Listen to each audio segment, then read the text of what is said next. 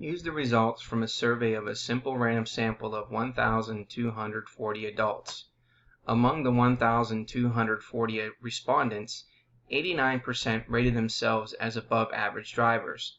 We want to test the claim that more than 17/20 of adults rate themselves as above average drivers.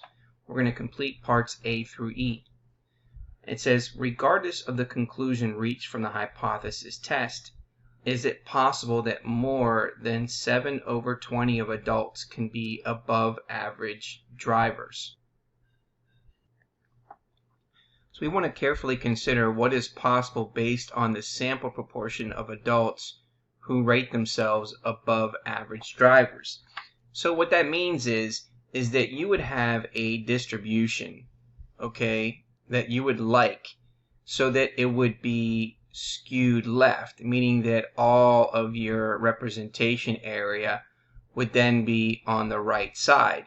So this would be representative of a skewed left distribution. So we would say yes, assuming the quality of driving can be quantified, a distribution that is extremely skewed to the left would be the most promising scenario for more than this proportion of adults to have driving quality that is above the mean. There is our result for that one. So now we're going to go to move B. It says, if we use the same significance level to conduct the hypothesis test using the p-value method, the critical value method, and the confidence interval, which method is not always equivalent to the other two? Okay, so the p-value method and the critical value method can be used as the same, whereas the confidence interval method is not. So we would say that the confidence interval method is not always equivalent to the other two, so we would select A. Now the next question says, it was stated that we can easily remember how to interpret p-values with this. If the p is low, the null must go.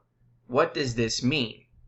This statement would mean that if the p-value is low in relation to the significance level, then one would reject the null hypothesis. In part D, it says, another memory trick sometimes is this. If the p is high, the null will fly. Given that a hypothesis test never results in a conclusion of proving or supporting a null hypothesis, how is this memory trick misleading? Okay, this statement seems to suggest that with a high p-value, the null hypothesis has been proven or supported, but this conclusion cannot be made. So, this result is D.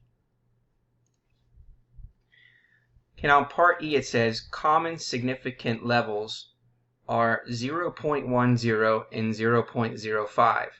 Why would it be unwise to use a significance level with a number like 0.0527?